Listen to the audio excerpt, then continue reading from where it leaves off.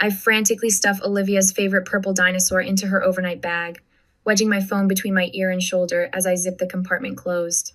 Mom, I can't thank you enough for this. The presentation is huge. It could mean everything for my career. I double-checked the list on my phone. Pajamas, toothbrush, comfort blanket, extra clothes, favorite stuffed animal.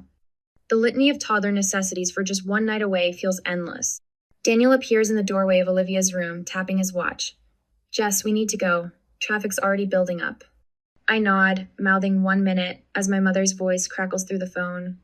Of course, Jessica. Family comes first, I've always said that. There's a note of something in her voice I can't quite place, but I brush it aside. After 6 years of financial support, surely one night of babysitting isn't too much to ask. We'll be there in 20 minutes, I promise. Ending the call and shoving my phone into my pocket. Daniel hefts the diaper bag over his shoulder. Everything okay?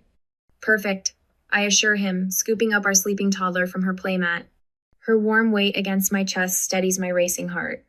Mom will help. She always does when it really matters. The drive to my parents' suburban home fills me with a familiar mixture of hope and unease.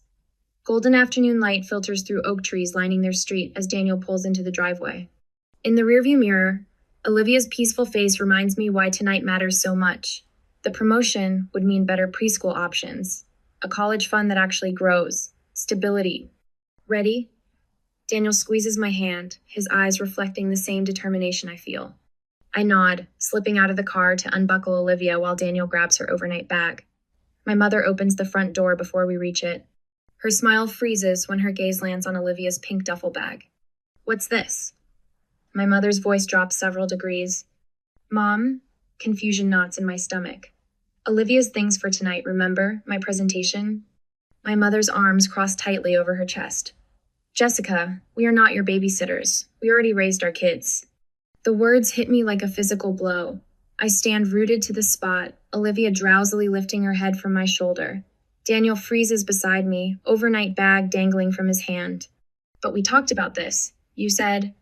I said we'd talk about it, my mother cuts in sharply. Not that we'd do it. A burst of children's laughter erupts from inside the house. I step forward, pushing past my mother's attempt to block the doorway. Who's that? Jessica, this isn't a good time. But I'm already inside, following the sound to the living room, where the scene before me causes my breath to catch. My father kneels on the carpet, building a tower of blocks with my sister Haley's 2 children. Haley herself lounges on the couch, scrolling through her phone, barely acknowledging our arrival. What's going on? My voice sounds distant to my own ears. My father looks up, a flicker of guilt crossing his face before he smooths it away. Jessica, didn't know you were stopping by. Haley doesn't even look up. Mom and Dad are watching the boys tonight. I have a killer headache and needed some rest. 6 years of financial support flashed through my mind like a highlight reel. 6 years of $1,600 monthly payments. 6 years of just until we get back on our feet. Years of declined invitations to Olivia's birthday because they were too busy. My first big paycheck at 22 Me Mother's casual request for grocery money. My promotion dinner where they ordered champagne and lobster. The monthly car insurance I've covered for years, while Haley contributed nothing. All of it crystallizes in this single shattering moment. Daniel steps beside me, his presence solid and grounding. His hand finds the small of my back, a gesture we've developed over years of family disappointments. A silent, I'm here. I see this too. Olivia reaches toward her grandmother, innocent to the rejection. Gamma! I adjust my grip on my daughter, tucking her closer to my chest. When I speak, my voice emerges with a steadiness that surprises me. I understand now. The clarity feels almost euphoric, cutting through years of fog. I've always been your bank, not your daughter. My mother's face flushes. Don't be dramatic, Jessica. This isn't about money. No, it's about value. And clearly, I only have value when I'm paying your bills. I turn to Daniel, who's already gathering Olivia's bag. No words needed. The ride home passes in weighted silence. I stare out the window at suburban houses sliding past, each one containing families with their own hidden dynamics, their own unspoken agreements. Daniel's hand finds mine across the center console, a bridge in the quiet. As we pull into our driveway, something shifts inside me. The hurt remains, a throbbing wound that will need tending. But beneath it, Something stronger takes root, a clarity of purpose I haven't felt in years. Daniel kills the engine and turns to me. What are you thinking? I meet his gaze, feeling the transformation already beginning. I know exactly what I need to do now. The glow of my laptop screen illuminates my face in the darkened living room. Olivia's monitor hums quietly on the coffee table, her soft breathing a rhythmic counterpoint to my typing. My fingers hover over the keyboard, trembling slightly before I steady them. I navigate to my banking portal, the familiar page where I've made endless payments to keep my parents' lives afloat. 6 years of monthly withdrawals stare back at me each one, a small betrayal I inflicted upon myself. You sure about this? Daniel's voice comes from behind me, soft but solid. I nod, not trusting my voice yet. On the screen, I've pulled up the automatic payment for my parents' rent. $1,200 monthly, scheduled like clockwork. The cursor blinks on the cancel payment button. Completely sure, I whisper and click. A warning appears. Are you sure you want to cancel this recurring payment? I've never been more sure of anything. Click. The utilities follow. $240 for electric and water, $180 for their phone plan, $210 for car insurance. Each cancellation feels like cutting a cord that's been wrapped around my chest for years, allowing me to breathe a little deeper with each severed tie. I open a spreadsheet I've created over the past 3 hours since we returned home. Every payment, every transfer, every loan meticulously documented from 6 years of bank statements. The total glows at the bottom of the screen, $115,843. The number doesn't even shock me anymore. What shocks me is how blind I've been. Daniel sits beside me, his warmth steadying as I craft a single text message to my mother, father, and sister in a group chat. From now on, take care of yourselves. I hit send, then methodically block each of their numbers. First my mother, then my father. I hesitate at Haley's contact, then block her too. The act feels both brutal and necessary, like cauterizing a wound. Come to bed, Daniel murmurs, taking my hand. Tomorrow will be a long day. It starts at 6:37 a.m. My phone erupts with notifications calls from unknown numbers, voicemails, text messages from email addresses I barely recognize as belonging to my family. They found workarounds to the blocks already. I scan through them while Daniel makes coffee, my stomach tightening with each message. Jessica, there must be some mistake with the rent payment. The landlord called saying it didn't go through. My mother's voice in the first voicemail, confusion masquerading as concern. Call me immediately. My father. No pleasantries. By the third voicemail, my mother's tone has shifted. Jessica Claire, I don't know what kind of game you're playing, but we could be evicted. Is that what you want? The text progressed from confusion to disbelief to rage. You can't just cut us off without warning. My father's email sent at 11:42 one must have tried calling as soon as he discovered the cancellations. A text from an unknown number I recognize as Haley's backup. Stop being petty just because you're not the favorite. Mom and Dad need help. I set the phone down, my hands steadier than I expected. They've noticed. Daniel slides coffee toward me, his eyes concerned. You okay? I think I am, I say, surprising myself with the truth of it. By mid-afternoon, the battlefield shifts to social media. Daniel's expression is grim when he shows me his phone. You need to see this, he says. My mother's Facebook post glows on the screen, a masterpiece of manipulation. Heartbroken today, my own daughter, who has plenty of money, has abandoned us in our time of need. Without warning, without explanation. Money really does change people. Please pray for our family during this difficult time. 67 sympathetic comments already from people who've known me my entire life. Church members, family friends, distant relatives. So sorry you're going through this, Deborah. Some children forget where they came from. I never would have expected this from Jessica. How disappointing. You raised her better than this. Under it all, Haley's calculated comment. She's always been selfish, even with her own family. It's just getting worse now that she has money. My hands tremble as I scroll through the public humiliation. The coffee I drank threatens to come back up. This is why I told you to document everything, Daniel says gently, taking his phone back. They were always going to do this. My own phone buzzes with a text from Marissa, a colleague who's seen the post. Hey, you okay? Saw some family drama online. Here if you need to talk. Then another notification, a message from Dr. Levine, my therapist. Saw your mother's post being shared.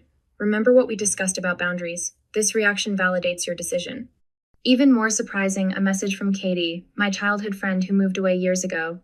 Your mom's post is making rounds. Just so you know, we all saw how they treated you growing up. Stay strong. I take a deep breath and open my laptop again. What are you doing? Daniel asks as I log into my cloud storage. Assembling evidence, I reply, pulling up a folder I've created called Family Financial Records. Into it, I drag PDFs of bank statements, screenshots of text messages, hundreds of them, all one-sided requests, photos from family events I wasn't invited to, but Haley was.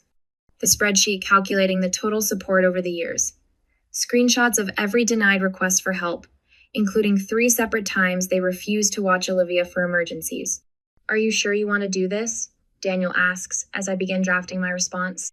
I meet his eyes, finding a certainty I've never felt before. They don't get to rewrite history, not anymore. My fingers fly across the keyboard, crafting the post that will change everything. I stare at my phone screen, transfixed by the tsunami of notifications. My hands hover over the device, not quite touching Ida's if it might burn me. What started as my single post of truth has ignited something uncontrollable. Jessica. Daniel's voice breaks through my trance. You need to see this. He turns his laptop toward me. The comment section beneath my post has transformed overnight. Where there were once accusations of my selfishness, there now stands an army of supporters. You see this? Daniel points to a thread of comments. Your mom's tennis partner, Diane? She's defending you. And look, half your mom's acquaintances are expressing shock. I scan the names, recognizing faces from childhood birthday parties and holiday gatherings. People who've known my family for years are finally seeing behind the curtain. Even Haley's friends are jumping ship. Daniel scrolls to another section. 3 of them have unfollowed her since yesterday. Thank you for being brave enough to say what many of us can't. I've been paying my brother's mortgage for 5 years. Your story gave me courage. Your mother was at my book club last month bragging about her vacation while complaining you never help enough. The hypocrisy. My mouth goes dry. This wasn't supposed to happen. Daniel squeezes my shoulder. Maybe it needed to. My phone buzzes again, the 14th call from my mother in the past hour. I silence it and watch as a text message appears instead. Jessica, please take down that post immediately. Your father's blood pressure is dangerously high because of this public humiliation. Is this how you want him to remember you if something happens? Call me now. The familiar knot of guilt tightens in my chest before I recognize the manipulation. Dad's blood pressure issues materialize whenever accountability approaches. I delete the message without responding. They called my work. I tell Daniel, my voice surprisingly steady. My boss had to have security escort them out. Daniel's jaw tightens. That crosses a line. According to Megan in accounting, Mom was sobbing about how I've had some kind of breakdown. I laugh, but it comes out brittle. Haley's been calling from different numbers since I blocked her. Their landlord called asking if I was still handling their rent payment. Haley's telling people you're having a mental health crisis, Daniel says, scrolling through his phone. Your cousin Ryan messaged me. Apparently she's saying the stress of motherhood has made you unstable, and that's why you suddenly cut them off. I feel my face flush with anger. She's trying to destroy my reputation so no one believes me. And your mother's sister called me, Daniel continues, his voice tightening. She said if you keep this up, we shouldn't expect to be part of the family anymore. Is that supposed to be a threat? I ask, finding unexpected strength in my voice. Being cut out of a family that only sees me as an ATM? The phone rings, again an unknown number. I decline it reflexively. At least we know who our real support system is now, Daniel says, nodding toward his parents' text offering to watch Olivia this weekend. I never expected your mom to step up like this. She said, and I quote, some grandparents actually want to be grandparents, not ATMs. Something warm blooms in my chest, not quite healing, but perhaps it's beginning. My coworkers have created an unexpected buffer too. Jenna intercepted Haley in the lobby yesterday. Marco rerouted calls from my parents' numbers. Even my boss approved a mental health day without hesitation. Family situations can be harder than any project deadline. Take the time you need. I open our banking app, still unused to seeing the balance. The absence of those automatic transfers has created breathing room I'd forgotten could exist.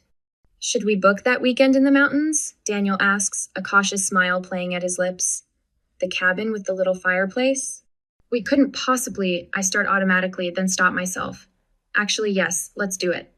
I think about the daycare brochure sitting on our counter, the one with the music program, an outdoor classroom, that we dismissed as too expensive. Maybe now. My phone lights up with another text. This one from Aunt Carrie. Your mother is distraught. We're all worried about your mental state. This isn't like you, Jessica. Family doesn't air dirty laundry publicly. They're recruiting the extended family now, I mutter, showing Daniel. Are you surprised? Number just disappointed. I block Aunt Carrie's number too. That night, I fall into bed exhausted but with a strange lightness. For the first time in years, I fall asleep without calculating how to stretch our budget to cover someone else's expenses. I don't dream of bounced checks or desperate phone calls. I sleep for 7 uninterrupted hours. In the morning, I open our banking app, staring at numbers that no longer dwindle to nothing before each payday. What are you thinking about? Daniel asks, sliding a cup of coffee beside me. 3 weeks ago, that daycare with the music program seemed impossible. I gestured toward the brochure on our counter. Now we could actually afford it. I've just run the numbers. Daniel grins. And the weekend trip to the mountains? The cabin with the little fireplace? We couldn't possibly, I start automatically, then stop myself. Actually, yes, let's do it. This is what normal people do, Daniel says softly. They use their money for their own families. I nod, the realization still strange and wonderful. I've booked my first therapy appointment too. Dr. Chen had an opening next week. I wake to 14 new voicemails and a text from the hospital with Dad's name mentioned. My heart contracts painfully until I notice the timestamp. 3:17 a.m. A quick call to the hospital confirms my suspiciono Richard Taylor was admitted last night. Enough. I place my phone on the kitchen counter and look at Daniel. I need a new number. He nods, already reaching for his keys. I've been researching home security systems too. You don't think they'd... I don't know what they do anymore, he says grimly. That's the problem. 3 days later, I'm sitting with my new therapist, Dr. Chen. The guilt is still there, I admit. Like I've violated some fundamental law of nature by not setting myself on fire to keep them warm. She nods. That guilt was installed intentionally. It's their most effective control mechanism. My mother showed up at my office again yesterday. Security had to physically block her. And how did that make you feel? Mortified, then angry. I straighten my spine, then certain. I tell her about Daniel confronting my father in the office parking lot, about the cease and desist letter now drafted by a family law attorney, about the locks I've changed and the security cameras we've installed. You're building boundaries, Dr. Chen observes. Not walls, but a healthy perimeter. Later that evening, as Olivia plays with blocks on our living room floor, I open my laptop one last time. My finger hovers over my social media accounts, the battlefield, where this war began. With 3 clicks, I deactivate everything. The silence feels sacred. Daniel sits beside me, wrapping an arm around my shoulders. You okay? Better than okay. I lean into him, watching our daughter stack red and blue blocks into a tottering tower. I'm free. The tower collapses with Olivia's delighted shriek. Without hesitation, she begins rebuilding, this time with a wider, stronger base. I smile at the metaphor life has literally placed before me. Sometimes everything has to fall apart before you can build something that will actually stand. My new phone sits silent on the coffee table. No demands, no guilt, no manipulation. Just the space to breathe, to rebuild, to fortify, to finally live. I stare at my phone, finger hovering over the delete button. An unknown number, but the message makes the sender crystal clear. You've destroyed your family. I hope you're happy with yourself, you selfish bitch. Another one of my mother's friends. I've gotten 6 of these this week alone. I delete it and set my phone face down on the kitchen counter. Through the window, I can see Daniel pushing Olivia on the swing set we installed last weekend, something we could suddenly afford after I stopped paying my parents' rent. The neighborhood gossip reached a fever pitch last month when my parents held a garage sale. Their pristine Italian leather sectioned the one I'd unknowingly financed at on their driveway with a $900 price tag. Mom's designer handbag collection, Dad's golf clubs, the tangible evidence of where my $1,600 monthly payments had actually gone. They're looking for jobs, Sarah told me yesterday at the supermarket, her voice a practice whisper. Sarah, me mother's tennis partner for 15 years, couldn't quite meet my eyes. Your dad had an interview at the hardware store. Your mom's applying at the call center. I nodded, keeping my face carefully neutral as I selected apples. That's good to hear. What I didn't say, it's been 2 months. It took them exactly 8 weeks to exhaust their emergency options and face reality. What I didn't say, they're in their early 50s, not 70s. They should have been employed all along. What I didn't say, Haley finally had to start paying for her own children's expenses. I drop a handful of cherry tomatoes into the salad bowl, the knife steady in my hand as I slice cucumbers. My movements feel deliberate, confident. 3 months ago, my hands would have trembled with anxiety over what my family might need next. The doorbell rings.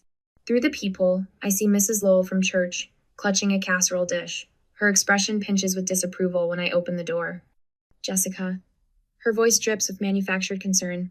I thought your family could use a meal, what, with everything going on? Translation. I'm picking sides and it's not yours. That's thoughtful, but we're doing fine.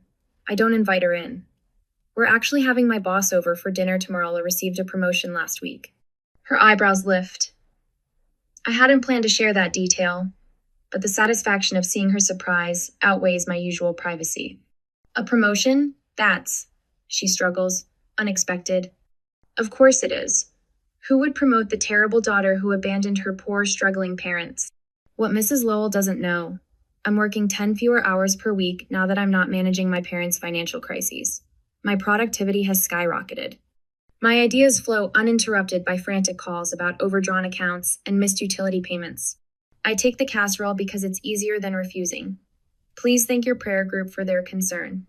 I know they're praying for me, praying I'll see the error of my ways, praying I'll return to being the family ATM. After she leaves, I scrape the casserole into the trash. Petty, perhaps, but cathartic. That night, after tucking Olivia in, I find Daniel in our bedroom holding a framed photo. It's from my college graduation, me in cap and gown, flanked by my beaming parents. Before their demands escalated. Before the monthly payments became non-negotiable. You okay? He asks, catching me staring. I found myself crying over these yesterday, I admit, sitting beside him. Not because I miss them exactly, I miss who I thought they were. Daniel sets the photo in the drawer of his nightstand instead of back on the dresser. A small gesture, but it speaks volumes. We're making space for new memories. The following weekend, I open a dedicated college fund for Olivia. The first deposit, $1,600, feels momentous. Every month from now on, the money that once disappeared into my parents' bottomless needs will secure my daughter's future instead. Gamma? Olivia asks occasionally, her small face curious. See Gamma today? Each time, the question cuts deep. Not for me, but for her. She's innocent in all of this, too young to understand the complexities of adult relationships gone toxic. Not today, sweetheart, I tell her, redirecting her attention to blocks or books or the backyard swing. In therapy, I'm learning this isn't selfish, it's protection. My therapist nods approvingly when I describe enforcing boundaries with the church ladies, with old family friends, with the flying monkeys my mother dispatches to guilt me. You're rebuilding your identity, she tells me. The caretaker role was consuming you. Now you're discovering who Jessica is when she's not responsible for everyone else's choices. Who Jessica is. A woman who sleeps through the night without anxiety, dreams about unpaid bills. A mother who's present for bath time instead of on the phone, resolving someone else's crisis. A wife who has energy for date nights. A professional who's being recognized for her talents. The most unexpected consequence. I like this version of myself. Last week, I ran into my high school English teacher at the grocery store. She pulled me into a fierce hug. I heard what happened, she whispered. My sister did the same thing to me for years. Walking away saved my life. I hadn't known there were others. That there was a name for this financial abuse. That the cold clarity I felt that day in my parents' living room wasn't unique to me. I was never the problem. I tell Daniel later that night, the revelation's still fresh. All these years, I thought if I just gave enough, did enough, it would fix everything. He pulls me close. You fixed the one thing you could control, your own participation in their system. Outside, spring unfurls across our small yard. We're planting a garden this weekend.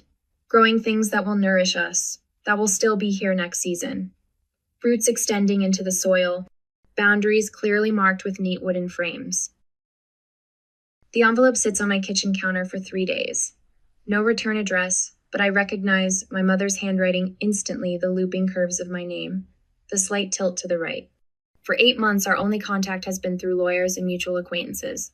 You don't have to open it, Daniel says, sliding a cup of coffee across the counter to me. His eyes reflect the same caution I feel. It's your choice. I run my finger along the sealed edge. What if it's another manipulation? Then you close it and throw it away. He kisses my forehead. You've gotten pretty good at that. When I finally tear it open after Olivia's bedtime, the letter inside isn't what I expected. 2 handwritten pages, no accusations or demands for money. Instead, words I've never heard from my mother. Genuine remorse without a hidden agenda. I never saw what I was doing to you. I took and took until there was nothing left, and then I was angry when you stopped giving. I'm sorry, Jessica. I call my therapist the next morning. People can change, Dr. Lynn tells me during our emergency session. But real change leaves evidence. Look for consistent actions over time, not just pretty words when they want something. I draft my response carefully. A coffee shop meeting, public location, clear time limit. When she replies agreeing to all my terms without argument, something shifts inside me. It's the first boundary of mine she's ever respected. Cafe Meridian buzzes with mid-morning customers when I arrive 15 minutes early. I choose a corner table with a clear view of the door and order a black coffee I probably won't drink. My mother appears in the doorway exactly on time, and I almost don't recognize her. Gone is the highlighted hair, the designer purse. Her clothes are simple, practical. She's aged years in 8 months. She spots me and freezes, hand clutching the strap of a fabric bag that's replaced her usual leather tote. I don't stand, don't wave. She makes her way through the tables, her movements hesitant. Jessica. She hovers by the empty chair. You can sit, I tell her, my voice steadier than I feel. She does, placing her hands flat on the table, then withdrawing them to her lap. The nervous gesture is so unfamiliar, it catches me off guard. My mother has always claimed space confidently. Before we start, I say, I need to be clear. This is a conversation, not a reconciliation. I have boundaries that aren't negotiable. This ends the moment I feel manipulated. I expect resistance, the flash of indignation I've seen countless times. Instead, she nods. I understand. The server approaches, and my mother orders a plain tea. No special instructions, no complaints about the menu. Another unfamiliar behavior. When we're alone again, I don't soften my approach. You took over $100,000 from me over 6 years. You prioritized Haley's children while rejecting mine. You publicly shamed me when I stopped paying your bills. Tears well in her eyes, but she doesn't deflect. Yes, I did all of that. Her admission hits me with physical force. After years of denial and gaslighting, the simple truth spoken aloud feels radical. Your father still refuses to acknowledge any of it. She continues, voice trembling. He says you owed us for raising you. Haley is starting to see things differently, though. The last few months have been educational for her. I take a sip of my coffee, finding it's gone cold. Did you ever actually love me? Or just what I could provide? The question hangs between us, raw and bleeding. My mother's face crumples. I love you, she whispers. I just didn't know how to love you properly. I confused love with what I could get from you. She wipes at her eyes. That's not an excuse. The server delivers her tea. We sit in silence as she unwraps the tea bag, her hands shaking slightly. Even it's a big if we have any relationship moving forward, I have conditions, I say when she looks up again. She nods, waiting. No financial support from me, ever again. Not a dollar, not a loan, not in an emergency. I count the points on my fingers. Daniel and Olivia are my primary family. They come first, always. You'll need to attend family therapy sessions before regular contact resumes, and I need you to publicly acknowledge how you treated me all these years. My mother stares into her tea. I can see the struggle playing across her face, the words she wants to say but is forcing herself to swallow. I understand, she finally manages. It will be difficult, but I'll do it. Dad won't, I state, already knowing the answer. Number. She shakes her head. He refuses to meet or apologize, says you'll come to your senses eventually. A familiar anger flickers, but it lacks the burning intensity it once had. And Haley? She's trying in her way. She asks about you sometimes, but she's still defensive. The family is fracturing along new lines, those willing to face reality, and those clinging to the old dynamic. I find I don't mind the incomplete resolution. Some relationships may never heal, and that's okay. If we move forward, I say, I set the terms. I decide when and where we meet. I decide if and when you see Olivia. I'd like that, she says, hope flickering across her face. To see Olivia again, when you think it's right. You'll need to prove yourself first, I tell her. Regular updates on your progress, consistent therapy. No financial discussions, period. She nods, fingers curled around her mug. I'm working at the community college now, administrative assistant. It's not much, but it's something. For the first time in our adult relationship, I see my mother as a person rather than an obligation. The realization doesn't flood me with warmth or forgiveness, but it does bring a certain peace. She's finally seeing me as a person too, not a resource to be depleted. Time's up, I say, checking my watch. Our agreed 30 minutes have passed. As we stand to leave, she makes no move to hug me, respecting yet another boundary. Thank you for meeting me, she says instead. I nod, gathering my purse. We'll see. Walking to my car, I feel lighter. Not healed, not reconciled, but no longer haunted. Whatever happens next, I'm the one holding the power not out of vengeance, but out of self-protection and hard-won wisdom. Some bridges can be rebuilt, others need to stay burned. Knowing the difference is its own kind of freedom. I trace my finger along the freshly painted wall of our new living room, still marveling that this space belongs to us. A homier home with Daniel's name and mine on the deed.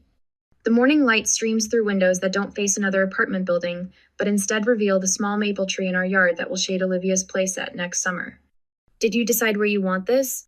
Daniel balances a framed photo in his hands, his expression softening as he studies the image of us from last Christmas, the three of us laughing. Olivia's chubby hands clutching her new stuffed giraffe. By the stairs. I take the frame, feeling its solid weight, where we'll see it every morning. Our wall of photos tells the truth of our family now. No forced smiles hiding resentment. No obligatory portraits including people who saw me as nothing but a walking checkbook. Just the people who genuinely love us. My phone buzzes. My mother's name appears on the screen, not blocked anymore, but carefully managed. Same time Saturday, her text reads. I found a book Olivia might like. I type back. 10 a.m. works. Remember Daniel will be there too. The boundaries hold. 1 supervised visit per week.